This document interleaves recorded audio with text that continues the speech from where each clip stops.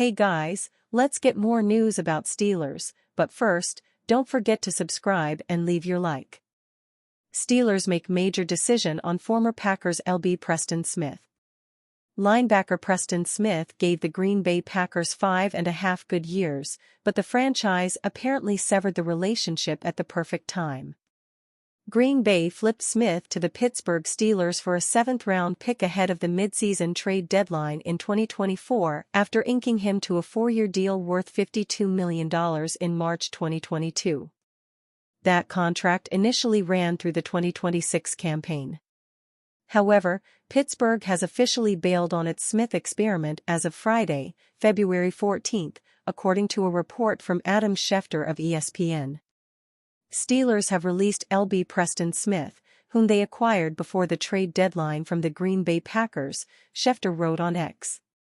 Smith, now 32 years old, will hit unrestricted free agency in March. He has tallied 74 tackles for loss and 70.5 sacks over the course of his 10-year NFL career, though he managed just 4.5 total sacks last season across his stints in Pittsburgh and Green Bay. Smith began his career with the franchise now known as the Washington Commanders, where he played 4 seasons and amassed 24.5 sacks. The author will update this post.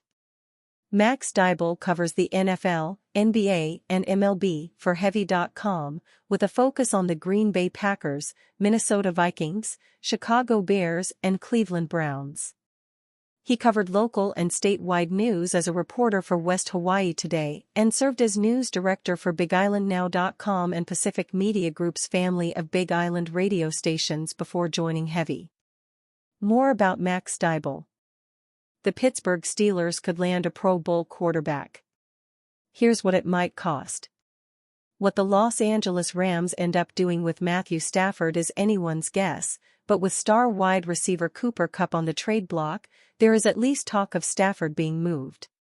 It should be noted that ESPN insider Dan Graziano stated Stafford will likely stay put in Los Angeles, but without a reworked contract, anything could happen. Rams quarterback Matthew Stafford is likely to return to LA in 2025, according to sources close to the situation. Something will have to be done with Stafford's contract, though, as was the case last offseason. Look for the team to convert salary into bonuses again to lower the hit and move Stafford's 2025 compensation into a range more befitting of a good starting NFL quarterback, Graziano wrote. What would the general cost of any trade for Stafford be for the Steelers? CBS Sports took a stab at it, and using the Aaron Rodgers to the New York Jets trade, came up with a possibility. The Steelers would send their first-round pick this year in exchange for the Rams' first-round pick this year, which is just a 5-spot difference, in addition to their 2025 second-round pick and a 2026 conditional second-round pick that could become a first-round pick depending on how many snaps Stafford plays. That is about right for what Rodgers went for at the time of his exit from Green Bay, and if the Steelers want to maximize their Super Bowl window, this is a move that could be their big swing for the moon, but Stafford will need a reworked contract and started to show signs of decline. On top of that, Stafford has often been injured, and with the Steelers' young but still growing offensive line, those concerns would not be quelled in Pittsburgh. Insider reveals alarming fact about Pittsburgh Steelers star trade target. With Deeboo Samuel available for trade, the Pittsburgh Steelers have to at least consider him as a target. Samuel is a talented player, but is coming off his worst season in quite some time, putting up just 640 yards and battling a calf injury for much of the season. There might be a direct cause for those struggles, though. According to Tim Kawakami, there is a legitimate though in the 49ers organization that Samuel was 20 pounds overweight this season, and it has at least contributed to the idea that the 49ers should move on. He is not in shape. I keep hearing it, 20 pounds overweight. And that led to a lot of his lack of explosion, in their belief, his lack of ability to get through tackles, which has kind of been who he is. That's why he's so valuable. It's not because he's outrunning people, Kawakami said.